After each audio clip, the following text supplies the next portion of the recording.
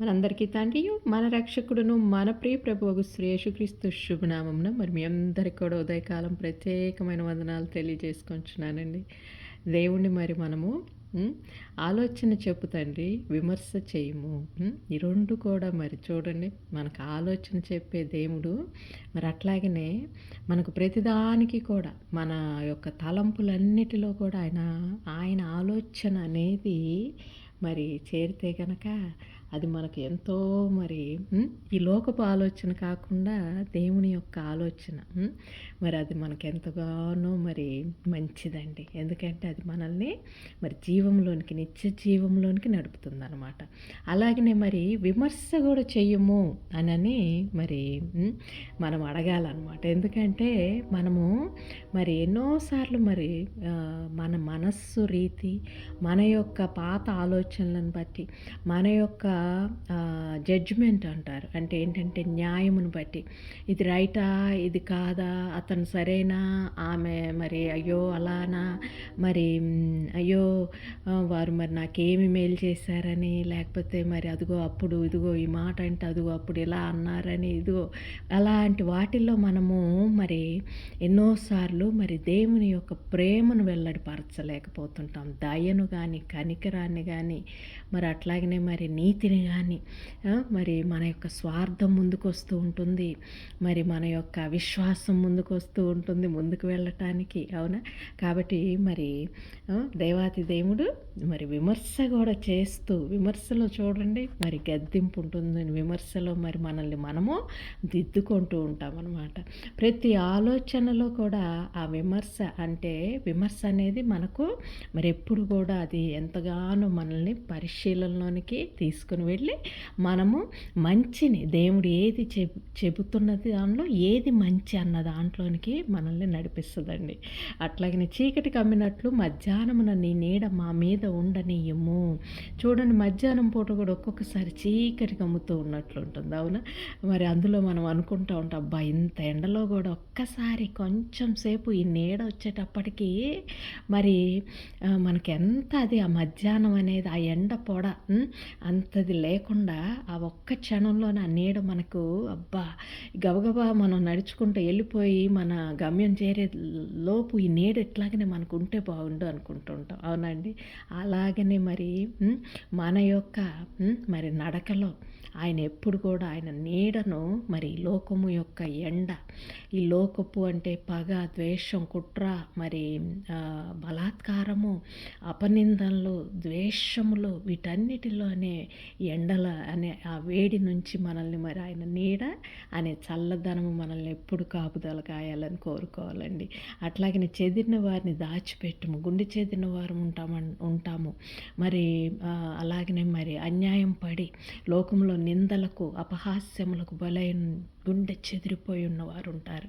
మరి వారిని దాచిపెట్టుము దేవా. అలాగనే మరి మనలో కూడా మనం ఎంతమంది అలా ఉన్నామో ఎవరమన్నా, అయ్యా మమ్మల్ని దాచిపెట్టుము, నీ కృప కనికరములలో దాచిపెట్టుము నాయన ప్రభువా. అయ్యా తండ్రి, పగవారి నుంచి దాచిపెట్టుము నాయన, ద్వేషకుల నుంచి దాచిపెట్టుము నాయన అని కోరుకుందామండి. మరి పారిపోయిన వారిని పట్టియకము. ఎందుకంటే మనము ఎన్నోసార్లు ఈ లోకంలో క్రూరత్వం, దాగా, ద్వేషం ఇవన్నీ వస్తూ ఉంటే మనం ఈ లోకంలో ప్రకారంగా మనము పట్టిస్తూ ఉంటాం.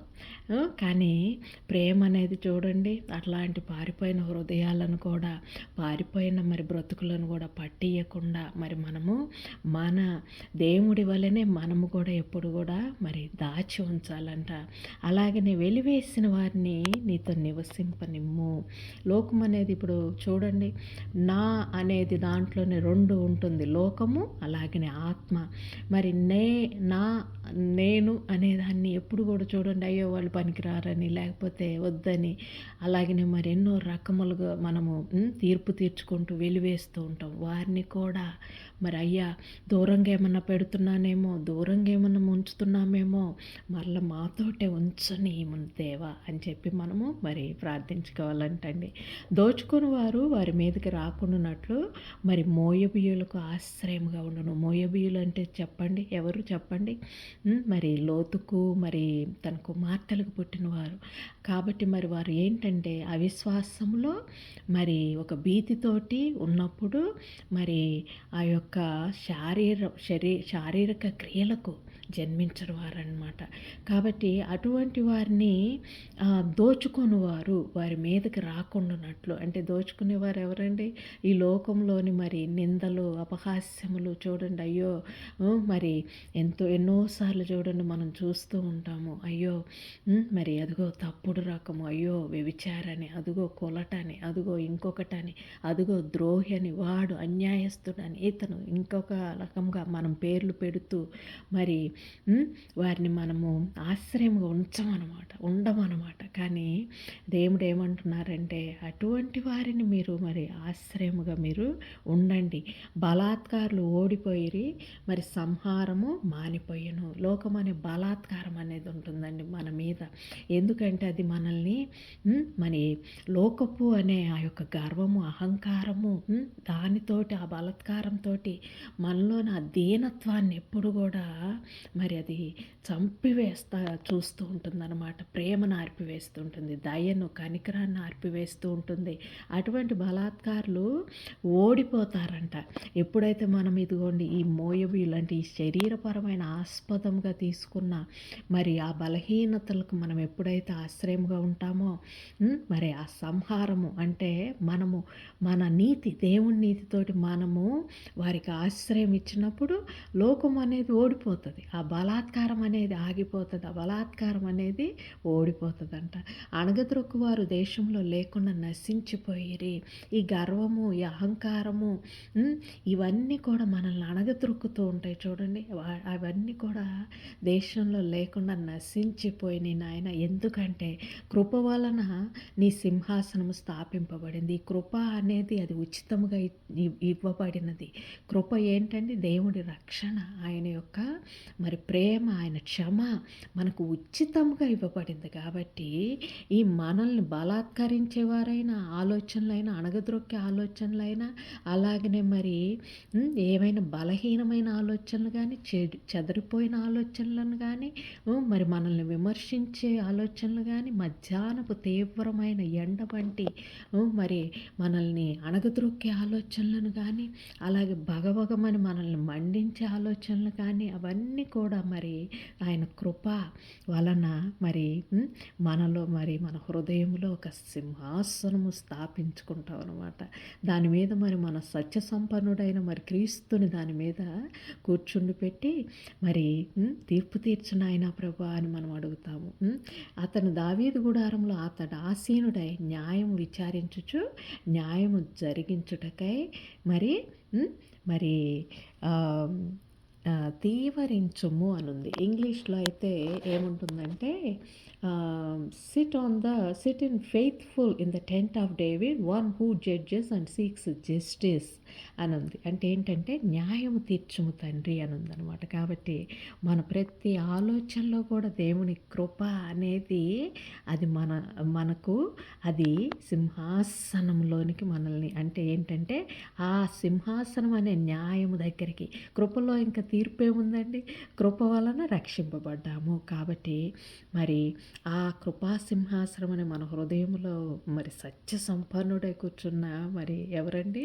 అతడు క్రీస్తు అనమాట. అతడు దావీదు గుడారంలో అతడు ఆసీనుడై న్యాయము విచారించుచు న్యాయం జరిగించడానికి ఎంతగానో ఆశపడుతూ ఉంటాడంట. అలాగనే మనలో కూడా ఎప్పుడైతే మనము మన ఆలోచనలను దేవుడికి అప్పగించుకుంటామో, విమర్శ చేయటానికి అంగీకరించి ఒక మంచి తీర్పులో ఏది న్యాయమో దేవుడు చెప్పిన విధముగా మనం నడుస్తామో, అలాగనే ఈ మధ్యాహ్నము మరి ఆ భయంకరమైన ఎండలో ఆయన నీడను ఆశ్రయిస్తామో, అలాగనే ఎవరైనా మరి చెదిరిపోయిన వారిని దాచిపెడతామో, పారిపోయిన వారిని మనము మరి పట్టియకుండా మనము వారికి ఆశ్రయం అవుతామో, మరి లోకమని వెలివేసిన వారిని మనతో మరల కూడా నివసింపనిస్తామో, అలాగే ఈ లోకములో మరి శారీరపరంగా ఉన్న ఆలోచనలు వాటిని ఆ శారీరపరమైన ఆలోచనలను మరి దోచుకునే ఆలోచనలు వారి మీదకు రానియకుండా ఉండే ఆ బలాత్కారులను మనం ఎప్పుడైతే మరి